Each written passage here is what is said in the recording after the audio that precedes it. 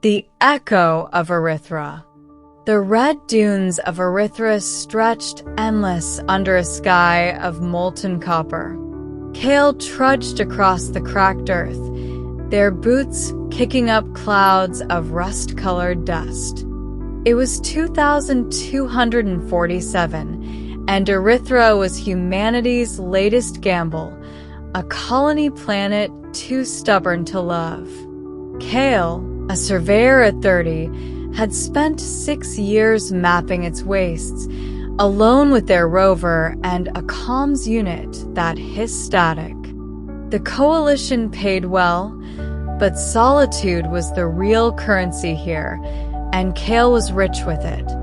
Their mission was simple: chart the unmapped quadrants, tag resources, avoid the storms.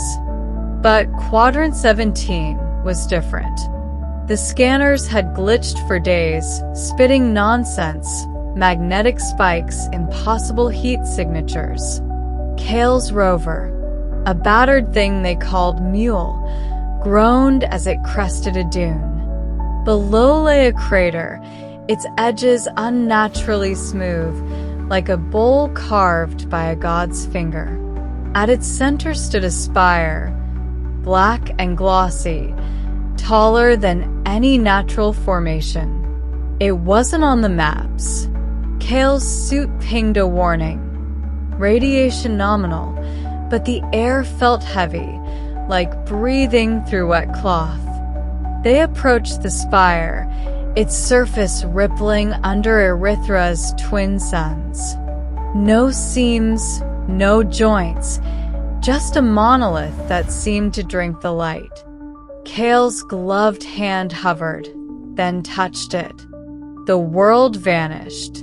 A vision slammed into them. A city of spires under a violet sky, alive with shapes that weren't human, tall, fluid, their voices a hum of colors. Kale saw Erythra before the colony, lush with rivers, then burning, the spires crumbling.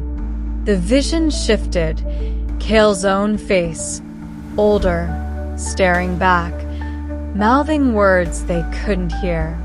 Pain seared their skull, and they staggered back, the spire inert again. Their comms crackled. Kale, report. Scanners are screaming. It was base 300 clicks away. Kale's voice caught. Found something. Not natural. Sending chords. But they didn't.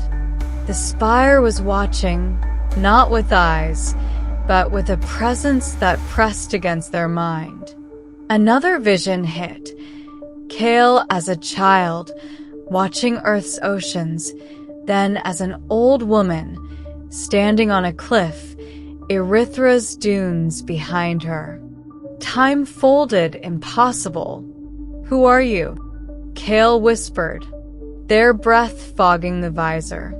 The spire answered in fragments, images of stars, of creatures building it, of a warning.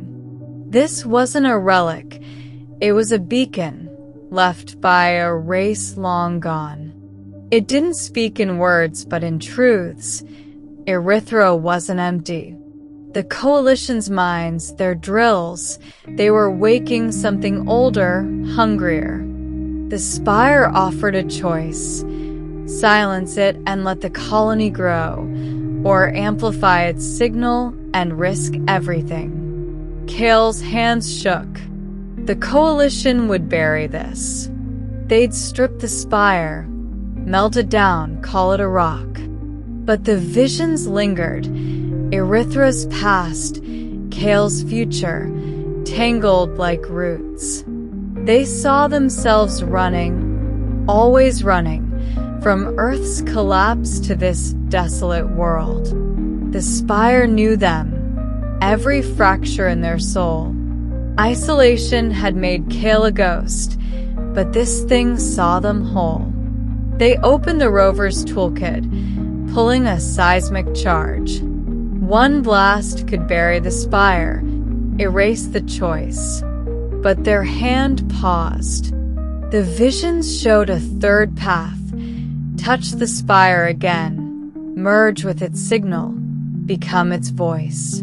Kale's life, their loneliness, their maps, would dissolve, but the warning would reach others, maybe beyond Erythra. A chance to matter. The comms buzzed again. Kale, respond, damn it. Base was closing in, drones probably already airborne. Time was slipping. Kale looked at the charge, then the spire. The visions whispered, "You are enough." They dropped the charge, dust puffing around it. Their hand reached for the spire, heart hammering. The metal was warm now, alive. Contact. The world burned white. Kale saw everything. Erythra's birth, its death, the creature's exodus, the stars' slow dance. Their body was a speck, then nothing. The spire hummed, its signal surging skyward, a pulse no drone could miss. Kale was gone, or everywhere. Back at base, the scanner screamed. A technician swore, plotting the signal's path. It wasn't just Erythra. It was arcing toward the stars.